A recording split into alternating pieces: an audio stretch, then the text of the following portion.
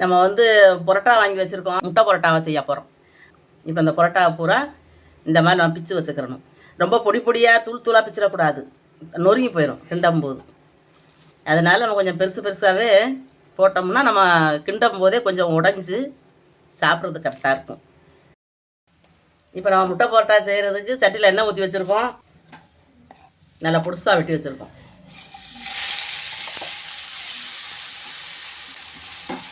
நல்லா இந்த மாதிரி தூள் தூளாக வெட்டிக்கிறோம். வெட்டி நம்ம நல்லா ஒரு கண்ணாடி பதத்துக்கு இது வதங்கணும்.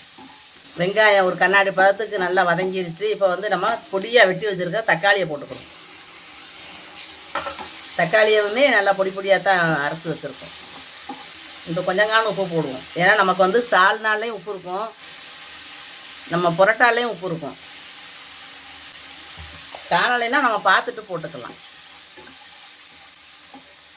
உப்பு வந்து ஈரமாக இருக்கிற மாதிரி உங்களுக்கு தெரியும். நான் வந்து வீட்டில் கல் உப்பு வாங்கி அதை மிக்ஸி ஜாரில் அரைச்சி அள்ளி வச்சுக்கிருவேன். அதனால உப்பு வந்து பொழு பொருன்னு இல்லாமல் அப்படியே இந்த ஈரம் பட்ட மாதிரி இருக்கும். தக்காளி கொஞ்சம் நல்லா வதங்கும். தக்காளி ஓரளவு நல்லா வதங்கிருச்சு, தக்காளி வெங்காயமும். இப்போ வந்து நம்ம கொஞ்சம் கறி மசாலா பொடி போடுவோம், தனி மிளகாய் பொடி கொஞ்சம் போடுவோம். ஏன்னா நமக்கு வந்து சால் நாளில் வந்து ரொம்ப உரப்பாக இருக்குது. அதை புரோட்டா சாப்பிடும் போதே சால்னாவோட உரப்பு பிள்ளைகளுக்கு சாப்பிட முடியலை, அந்த அளவுக்கு உரப்பாக இருக்கும். அப்போ நம்ம வந்து முட்டை புரோட்டா செய்யும்போது அந்த உரப்பெல்லாம் எடுத்துரும். ஏன்னா அந்த முட்டை எல்லாம் உடச்சி ஊற்றுறோம்ல, புரோட்டா எல்லாம் இந்த அளவுக்கு அந்த பொடி எல்லாம் போட்டு கிண்டிக்கிட்டு இருக்கோம். இப்போ வந்து நம்ம இந்த முட்டையை உடச்சி வச்சுருக்கேன், முட்டையை தூக்கி ஊற்றிடுவோம். முட்டை வந்து நம்ம நிறையா ஊற்றினோம்னா நமக்கு கன்சமாக இருக்கும். ஒரு 2 பேர் சாப்பிட்ற மாதிரி புரோட்டா இருக்குன்னா முட்டை நம்ம நிறையா ஊற்றும் போது 4 பேர் சாப்பிட்லாம். தூள் தூளாக நொறுக்கிடக்கூடாது முட்டையை. ஒரு கொஞ்ச நேரம் வந்து இதை அப்படியே விட்டுறணும். இப்போ அந்த முட்டையை வந்து நம்ம கிண்டிக்கிட்டு இருக்கோம்.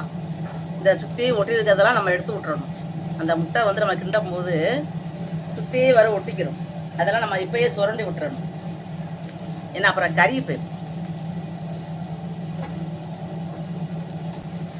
இப்போ இந்த அளவுக்கு முட்டை வந்து நல்லா பெருசு பெருசாக இருக்கணும். இப்போ நம்ம வந்து எடுத்து வச்சிருக்கிற புரோட்டாவை போட்டுக்கிறோம். இதுக்கு மேலே தான் நம்ம புரோட்டாவை போடுறோம்.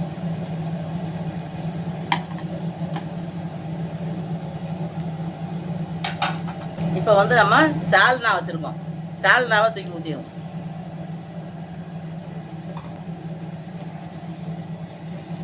நம்ம வேறு எதுவும் ஊற்றினா நல்லா இருக்காது. நம்ம கடையில் வாங்கிட்டு வர சால்னாவை நம்ம வந்து வச்சுருக்கணும். முட்டை புரோட்டா செய்கிறோம்னா சால்னா வச்சுருக்கணும். அப்படி இல்லைன்னா நம்ம வீட்டில் குழம்பு, கறி குழம்பு இருக்குது அப்படின்னா நம்ம அதை சாரை ஊற்றலாம். இப்போ இதை வந்து நம்ம கிண்டி விட்டுட்டு அடுப்பை குறைச்சி வச்சு நம்ம மூடி போட்டு நல்லா மூடி வச்சிடணும். இப்போ இந்த மாதிரி மூடி போட்டு நம்ம அடுப்பை குறைச்சி வச்சிடணும். நம்ம அடுப்பு அதிகமாக இருக்குது அப்படின்னா கருகி போகும், முட்டையும் புரோட்டாவும் கறியிடும், பாத்திரத்தில் ஒட்டிடும். இது வந்து இப்படி நல்லா அடுப்பை குறைச்சி மூடி வச்சிட்டோம்னா அந்த அந்த சூட்லேயே நல்லா அந்த புரோட்டா குலைவாயிடும்.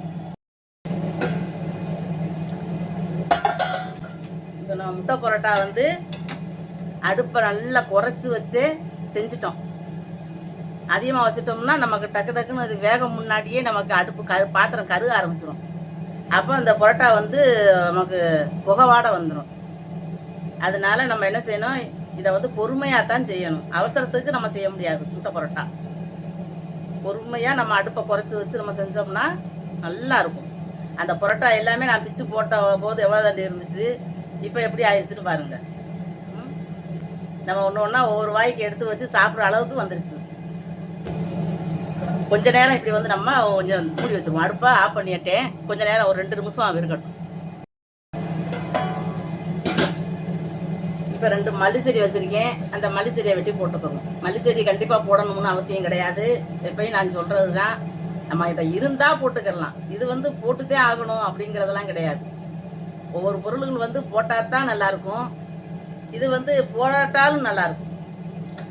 ஏன்னா அது நமக்கு வந்து இது முட்டை புரோட்டாங்கிறதுனால அந்த முட்டை வந்து எல்லாமே அதில் இறங்கி ரொம்ப நல்லாயிருக்கும்.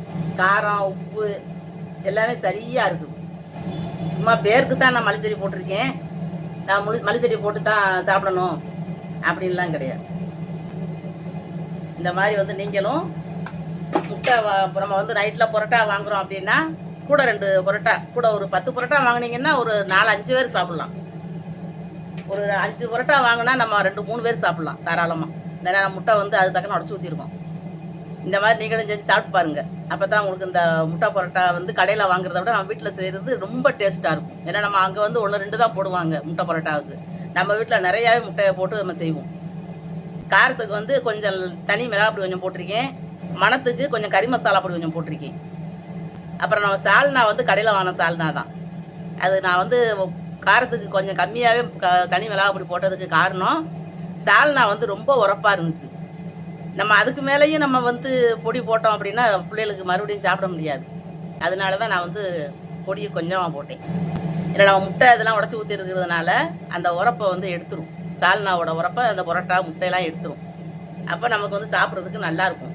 எண்ணெய் வந்து கொஞ்சமாக ஊற்றி தான் நம்ம வந்து வெங்காயத்தை வதக்கணும். ஏன்னா நம்ம நிறையா எண்ணெய் ஊற்றிடக்கூடாது. ஏன்னா அடியில் வந்து நமக்கு என்ன ஆகும்னா அந்த எண்ணெய் தங்க ஆரம்பிச்சிடும். இப்போ வந்து நம்ம அதை செஞ்சுருக்கோம் அப்படின்னா எண்ணெய் கொஞ்சமாக ஊற்றிருக்கிறதுனால இங்கே அடியில் வந்து எண்ணெய் கிடையாது, எண்ணெயோ தண்ணியோ எதுவும் கிடையாது.